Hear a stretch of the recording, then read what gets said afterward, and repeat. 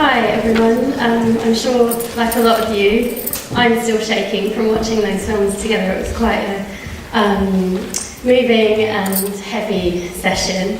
So it's an invitation, I guess, to take care of yourselves and take the space you need if you need a bit of space between the films. But we're going to hopefully have an interesting conversation, I'm sure, and hopefully I'll make sure that we have some uplifting and hopeful moments in our conversation, because there definitely was a thread of hope through all of those films, so hopefully we can bring that out together.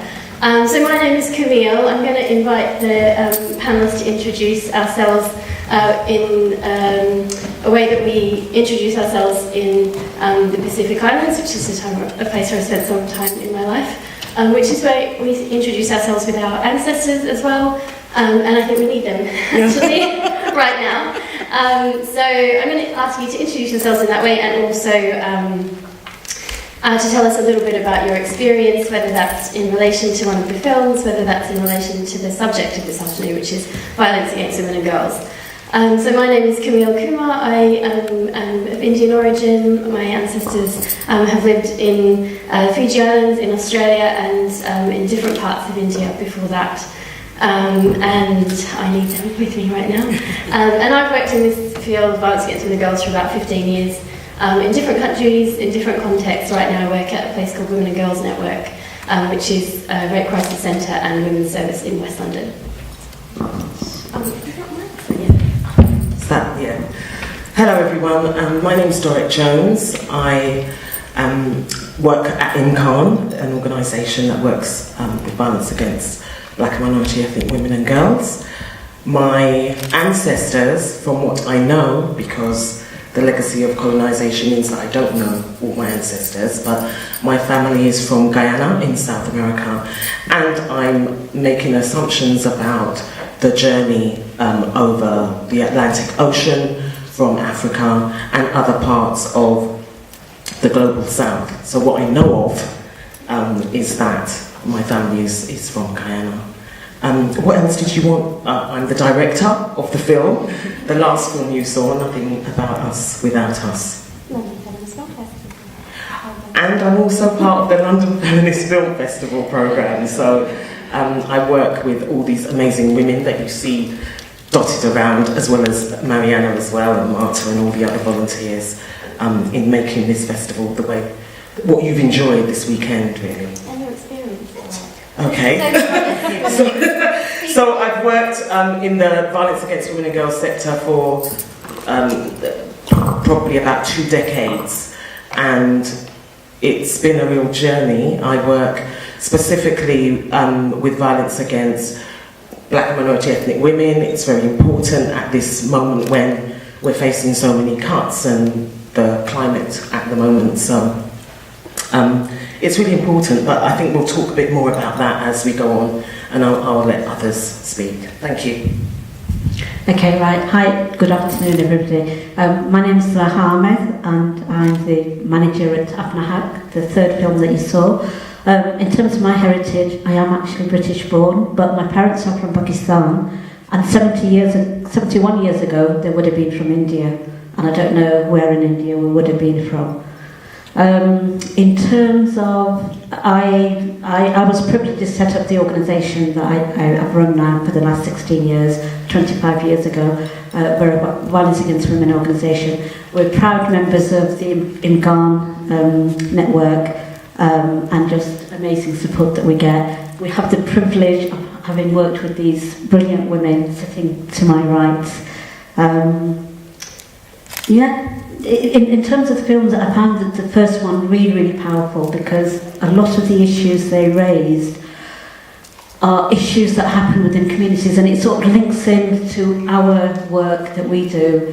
I suppose just the final bit I'll throw in is that when I set up Apna, I was 25 years ago, I was told in Rotherham that South Asian women, for example, do not come forward for services, and our communities leaders said it's because there isn't an issue. And for me, it's the same issues around sexual violence. I'm a survivor of childhood gang rape and grooming, yet within Rotherham, the only language that is still coming out is that Asian men just abuse white girls. Thank you, Zlakha. We'll definitely come back to talking about Rotherham today. Yeah. Hi, my name is Katja Berls. I'm the director of Outside Peace, Inside War. Yeah, I'm glad to be here. Thanks for inviting me. And I'm from Germany. My parents are as well. Yes, and for me, like filmmaking and especially documentary is a good possibility to give voices a chance who haven't the chance to be heard before. So yeah, so I'm very glad that my film is here. Thanks a lot. Hi, good afternoon, everyone. My name is Browne. I'm from ICRO, the Iranian and Kurdish women's rights organisation, and we work a lot on honour-based violence, which connects to the first film. I came to work at ICRO because previously I worked as an immigration solicitor for 7 years, and I came to represent lots of ICRO's clients. And yeah, it's a pleasure to be here. I'm half Scottish and a bit Mexican. Thank you. So I'm going to start asking a few questions and then we'll open it up to the audience. I think I wanted to start kind of with the third film and work our way backwards, particularly because we have two filmmakers here who made this the middle and the last film.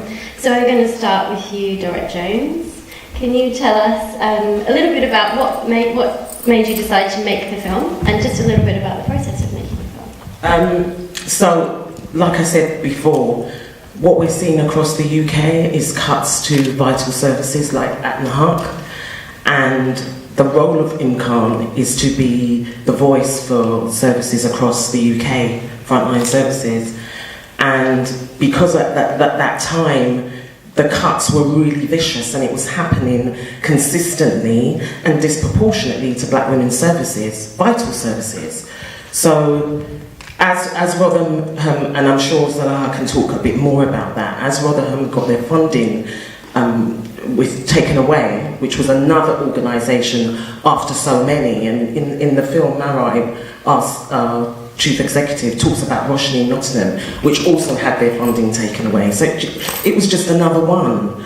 And so when I heard that the march, that the women and children were coming from Rotherham to hand in this petition to Downing Street, I thought it was really important to capture that, because what we tend to see is a lot of films and visual imagery of services, non-black services, and white women doing their activism and marching and resisting in particular ways. What we don't hear about is the numerous and historical stories about black women's activism and the way we constantly are resisting and through the struggle in different ways. And so I really wanted to capture Rotherham coming down and doing that, but not just Apna, but the fact that their service users came and the children came and allies came. I mean, you can see some of them because they felt it was really important to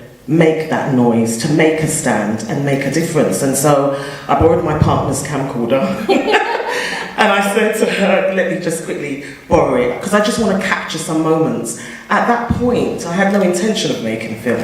I just wanted to capture something and record it so that us at IMCAN could have it, Apna could have it, and we could basically show it to our networks, because we thought that visual representation is the important thing. We've been talking for so long, and so we thought, let's show some action. This is what it looks like.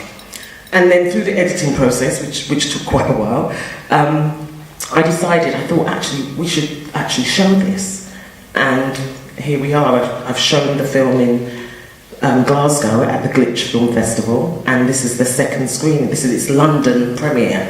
So yes, I hope to continue to show it. I should be showing it again in Amsterdam at the end of the year in October at the Black Women's Symposium conference in Europe, because I think our stories, as in the first film, they are common. There's so many things that overlap.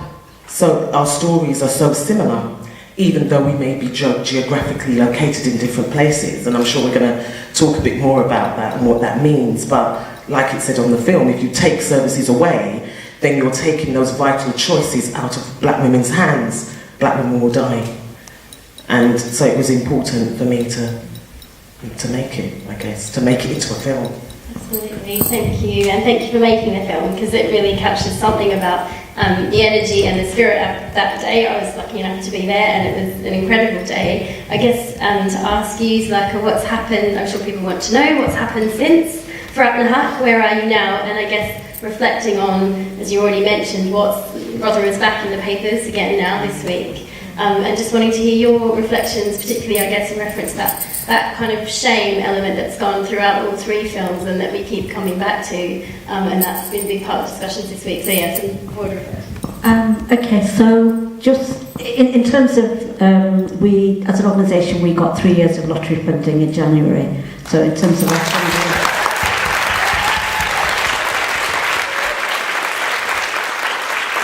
we're secure. The thing, I suppose, just the starting point for me is my mum died 12 years ago at the age of 70. She let me choose the man that I wanted to marry. She let me go have my education. And then when I got married, she said, before I got married, she said to my mother-in-law 3 things. My daughter's never done housework, she hasn't cooked, and she wants to work.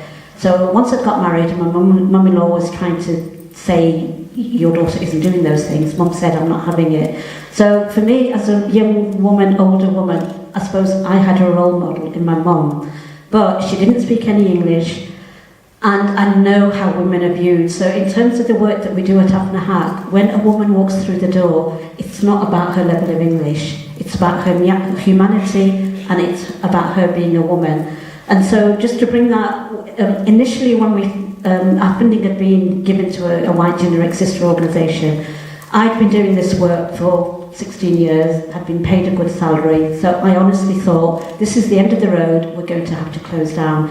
We had a management meeting that we weren't going to close, and so in terms of that journey, coming down on the coach, we had 35 women, plus 2 men that joined us. Children, and on the way back, the atmosphere in the coach, we had young children, particularly boys, chanting the slogans that they'd heard during the day. Sorry, you know I can go on and on and on. Yeah. So it's good to know that Apna is obviously still there, and I guess I'm assuming, have been contacted a lot by media this week, but also just... Oh, sorry, the Rotherham issue. So, I mean, what do I say? On the one hand, we've got a woman MP in Rotherham that we had an excellent relationship with. All through the cuts, she was adamant fan of the work that we did. She was spoken out and supported our services. And yet I could not believe when a week ago, initially it was the Radio 4 programme, which I read about in the Guardian Independent, where statements had been made that Pakistani men abuse white girls and that it's part of our culture. I went on BBC Radio Sheffield and challenged some of that. And then to read the Sun article, in Rotherham already 2 years ago we had a murder of a 71-year-old Muslim pensioner, and when he was murdered by the white racist young man, he was called a groomer and a paedophile. The levels of racism and Islamophobia are just sky high before what happened last week. So for us as an organisation, and many of our black sisters and black brothers, there's an issue about our allies and our white allies and how they understand these issues. Sorry, as I said, I can carry on. I think, yeah, because I... Yeah, it is. And I'm sure people will ask more questions about that as well. I guess just to draw on something you touched on is the level of racism in Rotherham. I used to work at Kumar, and I travelled to Apna a lot, and it was shocking for me coming from London and getting off the train. And I grew up in white Australia. Like, I'm prepared for a lot of racism, but the level just of not being able to cross the road and being concerned that you might be run over because people are revving their engines. Like, it's extreme racism. And when I met with some of the women from Apna when they were going through that time, they were telling me things like they were having to... Part of the reason they came to Apna was because they could meet other Asian women who cover, and agree when they were going to go to the supermarket together so that they could keep each other safe. That they could call each other and make sure they were home by 5 o'clock because it wasn't safe to be out after 5 o'clock. Not because of their oppressive husbands, but because of the kind of white racists down the road who were harassing women, predominantly Muslim women. So I'm sure that more of that will come up in the discussion with the broader audience. But let's move on to the middle film. So Katja, we would like to ask you, what made you make the film? How did you find that family? And just a little bit of the story behind. Yes, I think I felt something like an injustice because being raised in Germany, you get a lot of information about World War II, and so I started this film a few years ago, and a few years ago I didn't knew about this high number of women who were raped in World War II, and it's really it gets me angry, it makes me sad, and I thought, why? I mean, why are these women not in any of the history books I read when I was a student? Why? I mean, and then I spoke to many people, like women rights organizations, historian, therapists. I just searched for some women who were able and willing to speak with me. That's the starting point. And then I found Hilda and her family. Yes. And how did you find Hilda and her family?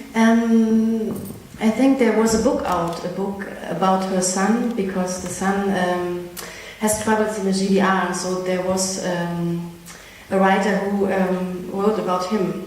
And there was a connection with Medica Mondiale, which is a very nice and very important feminist human rights organization in Germany, and they knew each other somehow, and then there was a connection. So, and then I went and asked them if they are willing to be in front of the camera. Thank you. And yeah, I guess there is something, that theme of shame is in that film. You know, that's also the context for it, is that those stories aren't told because of the stigma and the shame around sexual violence. So I guess I wanted to know a little bit about whether there is a kind of movement or a growing kind of population of women who are coming up to tell those stories about sexual violence at that time. I think there was. I mean, it's not the first film about this topic in Germany. So there was a film, I think in the 90s, from Helge Sandner, which was so much important.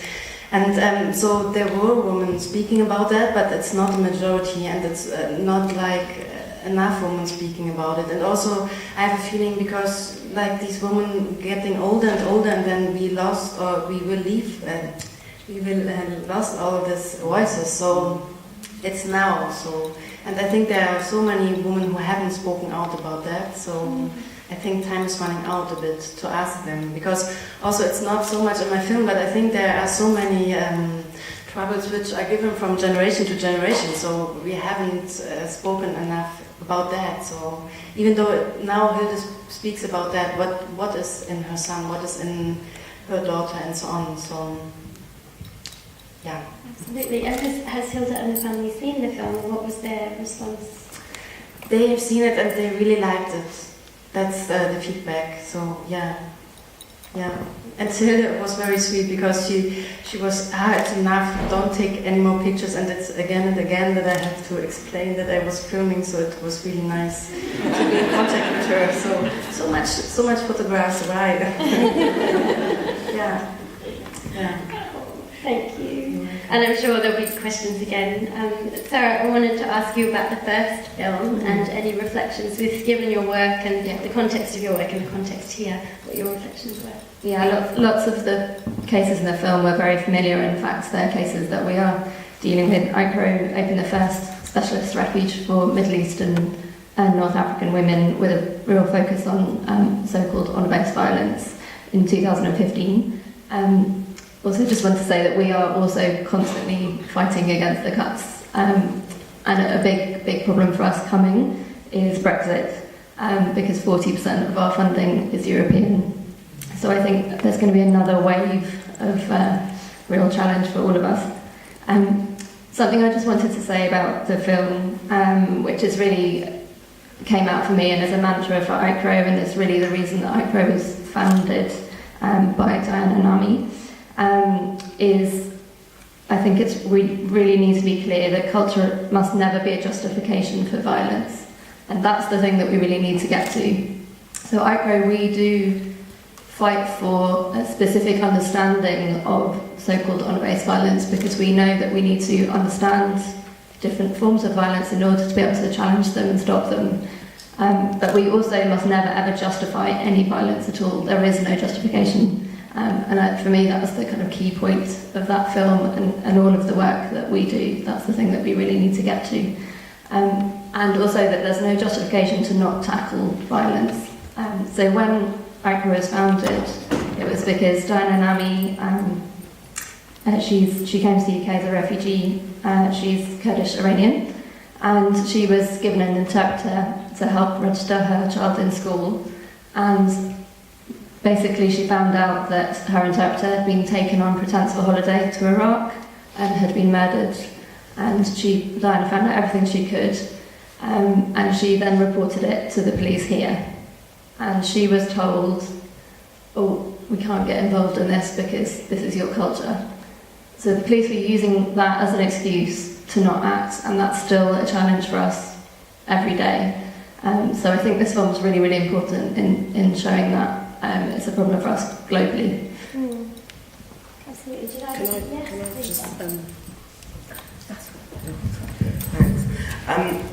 Just in terms of what you were saying, Sarah, in that film around honour killings, I found it interesting because there's so many parallels to the UK.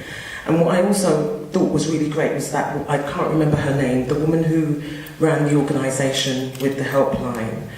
And when she was talking about how the Palestinian women are othered, so they're terrible, look at what they do to their women, these bad, terrible, barbaric practices, aren't they terrible? And I sat in my seat and I was smiling because I thought, wow, this is exactly what they say about black communities in the UK. And the way violence has become quite siloed then gives that thinking around, oh, look at them, they're really terrible. Look at how they, again, Rotherham, case in point, look at how they're terrible with their communities, or their men are more violent, their men are more extreme. These women are really either passive or overly aggressive, and all the labels, right? And the way that has been packaged, the way the film reflected that, the way it's been packaged to then be seen as honour killings without looking at the context of how women are being murdered, how those Palestinian women are being murdered. And when we're not looking at the context, we miss the whole thing. And that's kind of what we're doing here in the UK with Black Women's Services like Apna, like ICRO, like IMCAN. We're saying, look, the context is really important. You cannot talk about violence against women and girls without talking about oppression, without talking about racism, without talking about homophobia. You can't have that conversation. And I think that's kind of what that woman was saying in that context between Palestine and Israel. Yeah, absolutely. And I think I'm going to cut in and I'm going to come to Zlakha in a minute. Thank you both for sharing that. I think it's a real tension that we have in our sector around how we express our individual and unique experiences that are shaped by racism and colonisation as our white women's experiences, because no one lives in a kind of vacuum. We're all being shaped by the context around us in different ways. So how we talk about those specific experiences of violences and give them names and labels, but also understand the kind of the limitations of those labels. So and I guess also trying to show that connection between different types of violence. So in the UK, we lose 2 women a week to domestic violence. Or to women who are killed by intimate partners or men that they know. That's not even the full range of violence against women. That's a really high number. There are issues in mainstream society as well. So that they were having about using the terms honour-based violence, that I found really, really powerful, because again, as an individual, as an organisation, and I know lots of the Black women's organisations feel very similar, we have an issue about the term honour-based violence, because just the fact that if you're using the word honour, you're implying that there's something that the women are doing wrong because it's the family that are losing the honour. For us, honour-based violence is about patriarchy, it's about misogyny, it's about controlling women, which is no different to any other forms of violence. So that I found really, really powerful. And I suppose for me, going back to, in terms of The year before I'd set Apna up, I'd gone to Leeds and I'd seen a presentation by a group of women from India who were running a cooperative. And for me, they were part of my role models because I thought, God, you can get women from India who are so active. What's our problem? We need to do something about it. So I suppose it was similar. When I watched that film, there were so many parallels in terms of our issues and the things that we're saying, that it just gives you strength, doesn't it? So I think probably there is a bit of a disagreement with how I process it on this. Because in spring, Nusrat Ghani Conservative about so-called, and I fully appreciate that there is a real difficulty with that term on there. We take that on board. But actually the women that we represent, and I should say that I am the odd one out in ICRO, that I'm the only person who's not a Middle Eastern, North African woman working for ICRO. But the women we represent, which is many, many thousand a year, actually have a different view and are very clear that they want the term honour-based violence, because they want to be understood and they want to be safe. And there are distinct characteristics that we have to understand. And I'm afraid that our police, our social services and so on are way, way, way off understanding what the dangers are and how to protect people. And so we do need a specialist understanding, but we also need to see that the solution is fighting patriarchy. So that, of course, this is all part of violence against women and girls, and we must connect. But there is also very much a need for specialist understanding as well. So we fought very hard against that bill with many others, Southall Black Sisters and so on. We actually came together. So there are slightly different approaches. Absolutely, and I think that's really important in a healthy black feminist movement, that there's difference. So on that note, I'm going to open it up to the audience. We have a few minutes for questions. Are there questions? Go ahead. So I thought all of the films really centred the voices of survivors in a really beautiful way, but we also heard the voices of two perpetrators in the first film. That first film, it starts with a perpetrator who appears to be really remorseful of what he's done, and then later we hear through kind of the police or the media the words of another perpetrator who is so far from being remorseful. I think he's almost taking pride in the violence that he perpetrated. And I just wanted to know the panel's thoughts on the placing of that so-called remorseful perpetrator at the start of that film, and then having him at the end of that film, like their thoughts on that, but also whether you think perpetrators can ever actually be remorseful for the crimes they perpetrate. Big question. Just a little one to end up. I'd like to respond. Should we start? Well, I can't speak about the film. I don't know what the filmmaker was thinking when she placed it in that way. I'm sure she had some thinking around that.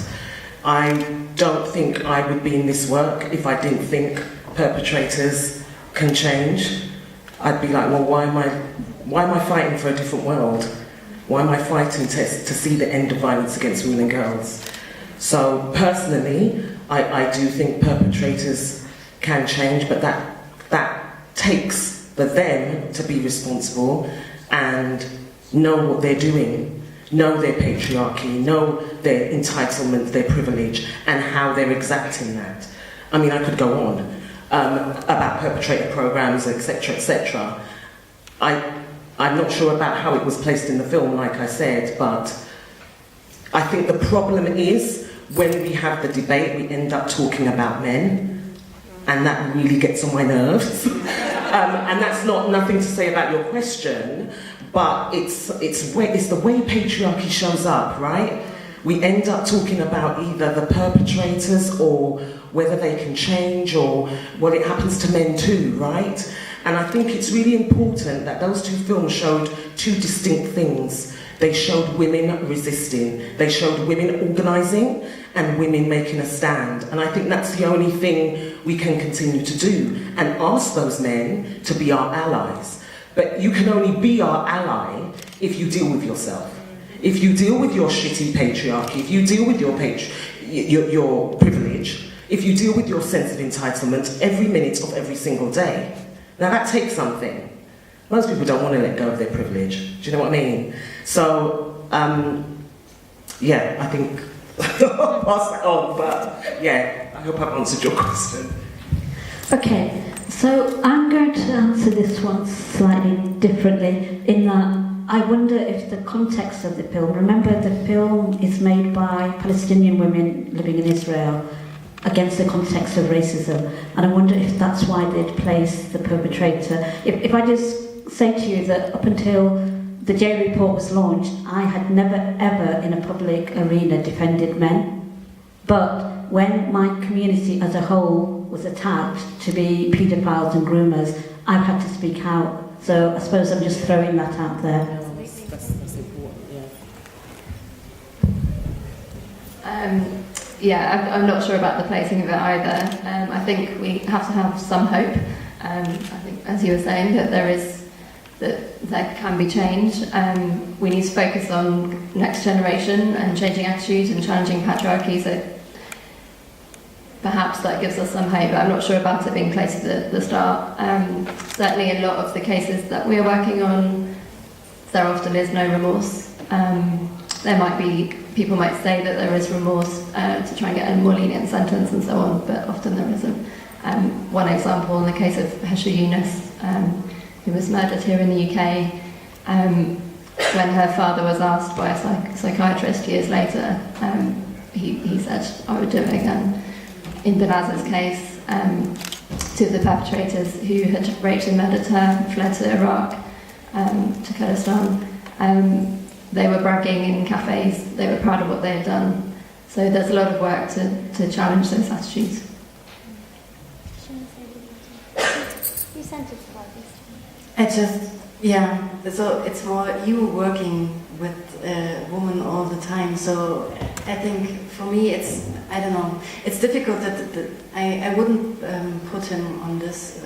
I think it's important that the voice of this guy is there, but I wouldn't put him on the first place, I think. But it's just like, personally, I don't know, I could not say. I think it's important to hear those voices, because if we don't hear them, we could not change them. So we have to know what's behind that. But I wouldn't do it like this. But just, And I guess we're going to have to end very soon, but I guess there's something about, if we had more time, we could even think about that language of perpetrator and how sometimes it's helpful, sometimes it's really not. And I guess touching what Dorett was saying about we all hold privilege, we all enact privilege, and we all sit with in some context with oppression. And I think there is, I think we can tend to focus on a kind of oversimplified model of perpetrator and victim, when actually, and it's not to take away from the experiences of the women who we see day in, day out, but there is something about our responsibility as a community to each other, to look after each other, about the way that all of those women were let down, they weren't just assaulted by a perpetrator, they were let down by systems, they were let down by the people around them, let down often by people that they love, and that's where it becomes really complicated, where violence sits within family, and that's the most violence that we see, all of us, is violence that sits within families, which becomes much more complicated. So I guess I had promised some hope, and there has been a little bit of hope in that discussion, but I'm going to be a bit more explicit and thinking of that thing about what it is. We all have worked with survivors or have met survivors through filmmaking. So I guess thinking about those women who we bring with us today, what is messages that you've been told from women that you've worked with about how we can end violence against women and girls? What are the things that people from here can go out and do, having been affected and moved by those films? I'm going to start with you. I think listening very carefully to women, hearing them, amplifying voices. I think this is a brilliant example of getting together and amplifying that voice. But please follow us and tell people about us, let people know they're not alone and there is help. Yeah, I think that's the most important part, because I think how many women are silent, how many women are not able to speak about it. So I don't know how, but I think there must be a better system to get their voices. So yeah, and this is a good start. So I'm glad that this program is here. So thanks a lot. Yeah, so just having event sessions like this with those amazing films, because the more women can see that, the more women can relate to those. And then just the other thing is about drawing out the parallels. So for me it was really good today because we had 2 films about black women and then we had one about white women, because sometimes we are otherised and it's always us that are being raped and whatever. But it was good to see that it's not about that and it's about us as women. Thanks. I'm not so sure about survivors in terms of speaking to survivors. I think what people here can walk away with is to deal with yourselves individually, where you hold privilege, where you hold your own sense of entitlement and where that comes from, and how it all feeds into inequality. Violence against women and girls is a cause and consequence of women's unequal status, women's inequality. So if we all address that, it's a start. Absolutely. And I'm going to finish really quickly with one of the women in that first film. And she, although she, I think, understood herself as maybe somewhat broken, her very powerful word about revolution, that was the one word that she was left with, and that's a whole rebirth in that word. So that's, yeah, and definitely the young women, I work with young women, and that's definitely what they say when they come through some kind of process of healing. It's around, you know, we need to have a revolution. This has to change, and it can change. So thank you all, Hannah.